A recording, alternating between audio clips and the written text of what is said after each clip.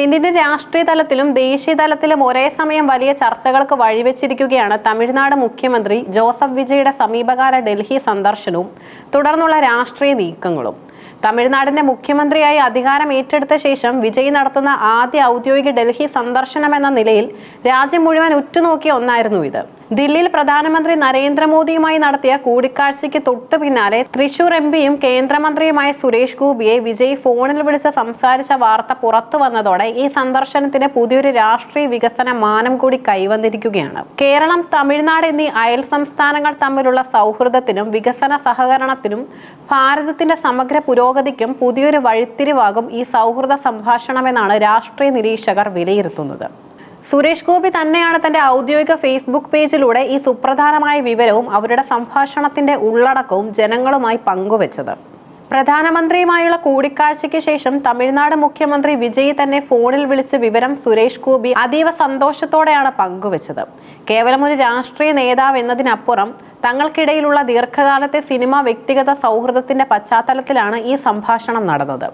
സുരേഷ് ഗോപിയുടെ ഫേസ്ബുക്ക് കുറിപ്പിന്റെ പൂർണ്ണ രൂപം ഇങ്ങനെയാണ്: ബഹുമാനപ്പെട്ട ഭാരത പ്രധാനമന്ത്രി നരേന്ദ്രമോദിജിയുമായി കൂടിക്കാഴ്ചയ്ക്ക് ശേഷം എൻ്റെ പ്രിയ സുഹൃത്തും തമിഴകത്തിന്റെ പ്രിയ നായകനുമായ ജോസഫ് വിജയ് എന്നെ ഫോണിൽ വിളിക്കുകയുണ്ടായി. സൗഹൃദം പങ്കുവയ്ക്കലിനപ്പുറം രാജ്യത്തിന്റെയും നമ്മുടെ ജനങ്ങളുടെയും ഉന്നമനത്തിനായി എങ്ങനെ ഒരുമിച്ച് പ്രവർത്തിക്കാം എന്നതിനെക്കുറിച്ചാണ് ഞങ്ങൾ പ്രധാനമായും സംസാരിച്ചത്. കേരളം, തമിഴ്നാട് സംസ്ഥാനങ്ങളുടെ സമഗ്ര വികസനത്തിനും ഭാരതത്തിന്റെ പുരോഗതിക്കുമായി ഒരേ മനസ്സോടെ കൈകോർത്ത് മുന്നോട്ട് പോകുമെന്ന് ഞങ്ങൾ ഉറപ്പു നൽകി. പ്രിയ സഹോദരൻ തമിഴ്നാട് മുഖ്യമന്ത്രി ശ്രീ വിജയ്ക്കും അദ്ദേഹത്തിന്റെ മുന്നോട്ടുള്ള എല്ലാ ജനസേവന യാത്രകൾക്കും ഹൃദയം നിറഞ്ഞ ആശംസകൾ. സുരേഷ് ഗോപിയുടെ ഈ വാക്കുകളിൽ നിന്നും വ്യക്തമാകുന്നത് ഈ ഫോൺ കോൾ ഒരു സാധാരണ സൗഹൃദ സംഭാഷണം മാത്രമായിരുന്നില്ല, മറിച്ച് ദക്ഷിണേന്ത്യൻ സംസ്ഥാനങ്ങളുടെ വികസന കാര്യങ്ങളിൽ ഇരുവരും പുലർത്തുന്ന രാഷ്ട്രീയ പക്വതയുടെയും ദീർഘവീക്ഷണത്തിന്റെയും തെളിവാണ്. കേരളവും തമിഴ്നാടും തമ്മിൽ ഭൂമിശാസ്ത്രപരവും സാംസ്കാരികവുമായ വലിയ ബന്ധമാണുള്ളത്.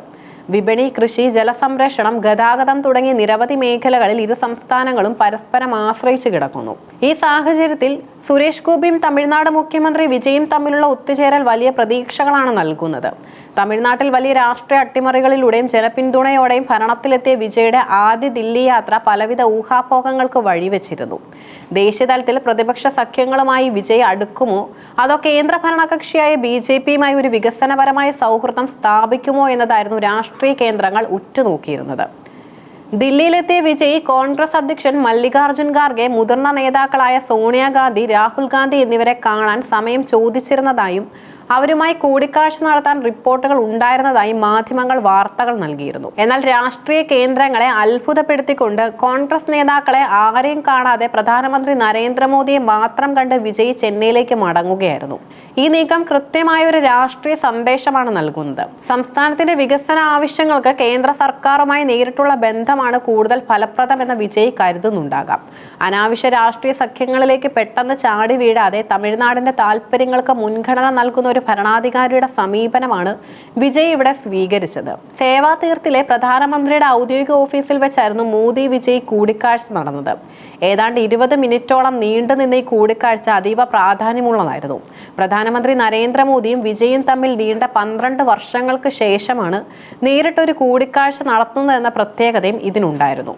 മുൻപ് വിജയ് ഒരു സിനിമാ താരം മാത്രമായിരുന്ന കാലത്ത് ഇരുവരും കൂടിക്കാഴ്ച നടത്തിയിരുന്നു. എന്നാൽ ഇന്ന് തമിഴ്നാടിന്റെ മുഖ്യമന്ത്രി എന്ന പദവിയിൽ ഇരുന്നാണ് വിജയ് പ്രധാനമന്ത്രിയെ കണ്ടത്. ഈ കൂടിക്കാഴ്ചയിൽ രാഷ്ട്രീയത്തിനപ്പുറം തമിഴ്നാട് നേരിടുന്ന അതീവ ഗുരുതരമായ ചില പ്രശ്നങ്ങളും ആശങ്കകളും പ്രധാനമന്ത്രിയുടെ ശ്രദ്ധയിൽപ്പെടുത്താൻ വിജയ് മറന്നില്ല.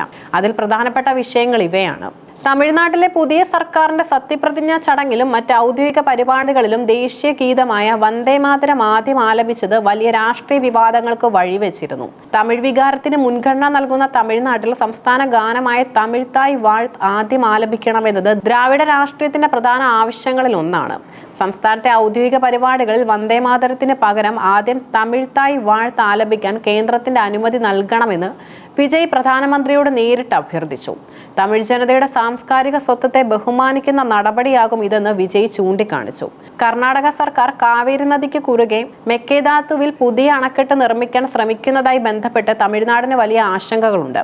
ഈ അണക്കെട്ട് യാഥാർത്ഥ്യമായാൽ തമിഴ്നാട്ടിലെ കർഷകർക്ക് ലഭിക്കേണ്ട കാവേരി ജലം തടസ്സപ്പെടുമെന്നും അത് വലിയ വരൾച്ചയ്ക്ക് കാരണമാകും കാരണമാകുമെന്നും വിജയ് പ്രധാനമന്ത്രിയെ ധരിപ്പിച്ചു. ഈ വിഷയത്തിൽ കേന്ദ്ര സർക്കാർ അടിയന്തരമായി ഇടപെടണമെന്നും തമിഴ്നാടിന്റെ അവകാശങ്ങൾ സംരക്ഷിക്കണമെന്നും അദ്ദേഹം ആവശ്യപ്പെട്ടു. തമിഴ്നാട്ടിൽ നിന്നുള്ള മത്സ്യത്തൊഴിലാളികളെ അന്താരാഷ്ട്ര സമുദ്ര അതിർത്തി ലംഘിച്ചുവെന്ന് ആരോപിച്ച് ശ്രീലങ്കൻ നാവികസേന നിരന്തരം അറസ്റ്റ് ചെയ്യുന്നതും അവരുടെ ബോട്ടുകൾ പിടിച്ചെടുക്കുന്നതും വലിയൊരു മാനുഷിക പ്രശ്നമായി തുടരുകയാണ്. ഈ വിഷയത്തിൽ ശാശ്വതമായ ഒരു പരിഹാരം കാണാൻ കേന്ദ്ര വിദേശകാര്യ മന്ത്രാലയം ശ്രീലങ്കൻ സർക്കാരിന് മേൽ സമ്മർദ്ദം ചെലുത്തണമെന്ന് വിജയ് പ്രധാനമന്ത്രിയോട് ആവശ്യപ്പെട്ടു കഴിഞ്ഞു. പ്രധാനമന്ത്രിയെ കണ്ടതിന് തൊട്ടു പിന്നാലെ വിജയ് സുരേഷ് ഗോപിയെ വിളിച്ചതിന് പിന്നിൽ വ്യക്തമായ വികസന അജണ്ടകൾ ഉണ്ടെന്നാണ് സൂചന. സുരേഷ് ഗോപി നിലവിൽ തൃശ്ശൂരിൽ നിന്നുള്ള പാർലമെന്റ് അംഗം മാത്രമല്ല, കേന്ദ്ര സർക്കാരിൽ നിർണായകമായ സ്വാധീനമുള്ള ഒരു വ്യക്തി കൂടിയാണ്. കേരളവും തമിഴ്നാടും തമ്മിൽ നിലനിൽക്കുന്ന പല അതിർത്തി വികസന പ്രശ്നങ്ങൾക്കും പരിഹാരം കാണാൻ ഇരുവരുടെയും നല്ല സൗഹൃദത്തിന് സാധിക്കും. കേരളത്തെയും തമിഴ്നാടിനെയും ബന്ധിപ്പിക്കുന്ന ദേശീയപാതകളുടെ വികസനം, റെയിൽവേ പദ്ധതികൾ എന്നിവ വേഗത്തിലാക്കാൻ ഇരു നേതാക്കളുടെയും ഒത്തുചേരൽ സഹായിക്കും. കേരളത്തിലേക്ക് ആവശ്യമായ പച്ചക്കറികളും മറ്റ് ഭക്ഷ്യവസ്തുക്കളും ഭൂരിഭാഗം വരുന്നതും തമിഴ്നാട്ടിൽ നിന്നാണ്.